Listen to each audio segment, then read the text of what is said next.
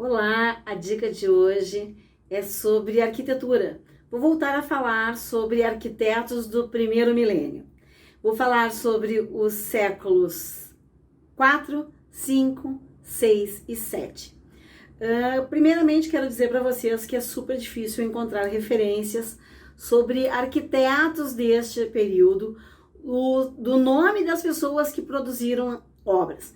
Foram feitas muitas obras neste período, só que eu acredito que muitas delas, as suas referências foram apagadas ou queimadas lá no período da Inquisição. Mas isso a gente fala depois. Bom, vamos lá. Quais são as principais características do século IV? Porque no século IV nós começamos uma nova era de arquitetura, que é a Era das Trevas, ou também o período da Idade Média. Vamos lá. Por que aconteceu isso no século IV? Porque no século IV nós tivemos o auge da civilização grega, nós tivemos o colapso do Império Persa e nós também tivemos a queda do Império Romano. Tudo isso fez que em mais ou menos 476 depois de Cristo, iniciasse essa era que é denominada de Idade Média. A gente teve ideia de Média Média, Idade Média Alta, mas eu não vou entrar nesse mérito, eu só vou falar de algumas obras e de alguns arquitetos. Na verdade, eu só encontrei 2 nomes, pelo incrível que pareça, nesses 4 séculos que eu vou falar. Quais foram os principais estilos presentes nestes 1000 anos de Idade Média? Porque a Idade Média ela iniciou mais ou menos em 476 e, como eu disse, ela foi até mais ou menos 1453. Não posso dar uma precisão de data, porque se você for pesquisar na internet, você vai ver que existe algumas divergências com relação a essa data, mas a gente sabe que é mais ou menos esse período aí. Dentro deste período, do período da Idade Média, nós tivemos 3 grandes estilos de arquitetura. Nós tivemos o estilo bizantino, nós tivemos o estilo romântico e nós tivemos o estilo gótico. Eles foram ganhando características arquitetônicas muito interessantes. Nesse primeiro momento que eu vou falar hoje, nós ainda estaremos dentro do período bizantino e eu vou do início dele até o seu auge, que é no século VII, início do século VIII, mas eu vou só até o século VII. A primeira obra que eu encontrei, ou a obra mais relevante que eu encontrei, é a Basílica de Kazag, que se encontra em Aparã, na cidade de Aparã, na Armênia. Pense que é uma construção toda feita de pedra, você vê a imagem aí, e nesse período, todo o período do século IV, todo o período da Idade Média, houve uma grande concentração, né, de obras teocentristas, ou seja, todas voltadas para a religião.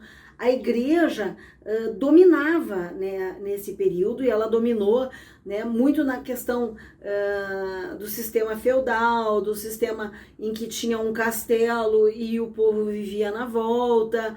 A igreja começou a ter um grande domínio, tanto que as principais construções deste período são igrejas, monastérios, basílicas, obras voltadas para religião.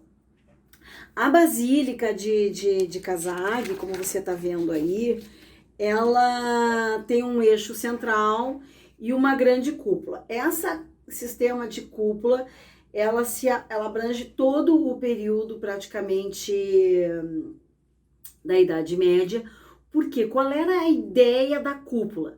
A ideia da cúpula é trazer uma coisa, um aspecto, uma sensação celestial. O que eu quero dizer com uma sensação celestial? Você imagina assim, nós temos a nossa linha do horizonte hoje. Se você olhar pela sua janela, você vai ter a linha do horizonte, e você olhar para o céu, você vai ver aquele arco. Então, as abóbadas, estes elementos, eles eram feitos exatamente para esse fim, que você tivesse uma ideia de céu, de amplitude, de Deus, né? Te abrangendo no seu momento, te protegendo no seu momento de oração. Isso cria também uma sensação de poder, né? Porque a partir do momento que você está sob o céu, você está sob Deus, você está, teoricamente, dominado. Bom, vamos para o século V.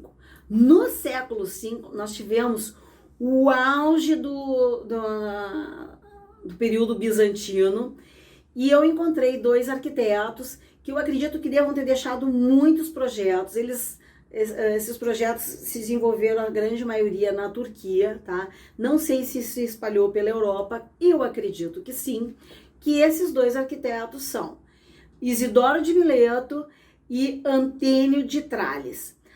A obra que eu encontrei para o século V desses 2 caras são a Catedral de Santa Sofia e a Igreja de Santa Irene, ambas na cidade, ambas na Turquia, né?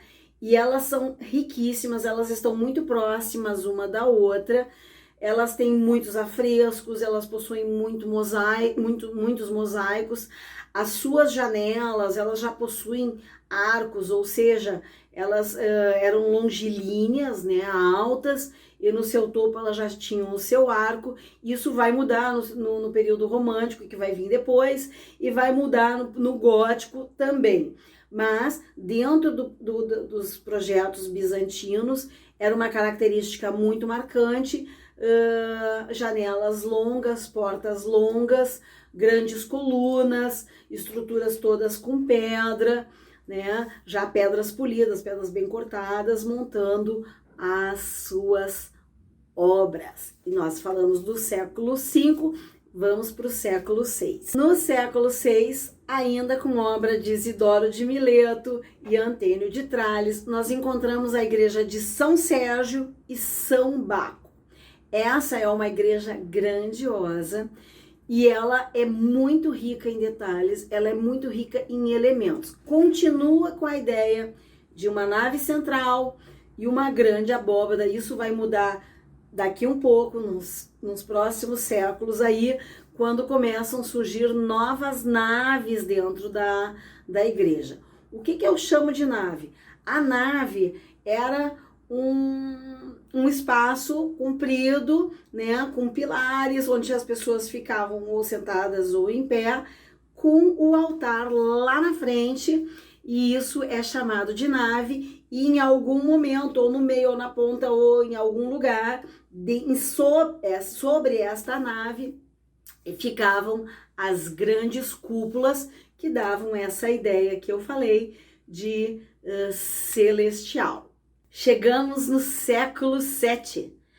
Vou falar sobre a Cúpula da Rocha.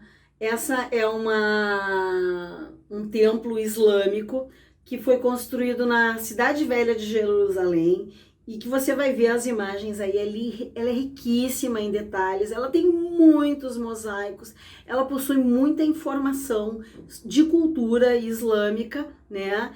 E ela é do estilo omíada. Esse estilo omíada, ela já é uma obra facetada, ela já não é uma obra retangular, tá? Por quê? Porque qual é a ideia deles? É ter o centro e todos se posicionam em torno deste centro, voltados a este centro, que é o ponto de oração deles. É interessantíssima essa obra na Cidade Velha de Jerusalém, riquíssima, como eu falei, e é a última que eu falo aqui, porque ela chega no auge do período bizantino. A gente encerra o período bizantino com ela, porque no próximo século a gente já vai estar entrando já no período romântico. Então eu acredito que na próxima dica aí que eu vou estar falando para vocês, nas próximas informações que eu estou trazendo para você, eu vou falar sobre o século 8, 9, 10, quem sabe eu vou até o 12 aí. Com relação ao nome dos arquitetos, que era a proposta de eu trazer os grandes arquitetos do mundo, eu volto a dizer que é muito difícil de encontrar os nomes destes arquitetos. Eu não sei o porquê que não se tem essas referências, mas eu acredito sinceramente que todas estas informações de quem construiu o que e quando, elas foram eliminadas lá no período da Inquisição, que nós vamos falar depois também, por questões puramente, meramente religiosas. Existiram em toda a Europa grandes construções, grandes obras. Se você pesquisar, você vai encontrar várias obras referentes ao século IV, ao século V, ao século VI e ao século VII. Eu trouxe para vocês as que eu considerei mais interessante e as duas únicas aí do século V e VI que eu encontrei o nome dos arquitetos, que eu acredito que devam ter deixado um grande legado em projetos, porque eles não viveram 200 anos, obviamente, mas existiram várias obras deles que foram construídas nestes 2 séculos aí. Essa é a dica de hoje, eu espero que você tenha gostado e até a próxima. Aqui no meu canal no YouTube, Luz de Cor. Toda quarta-feira, às 19 horas, uma dica completa para você. Inscreva-se, deixe o seu like e marque o sininho para receber a notificação da nova dica.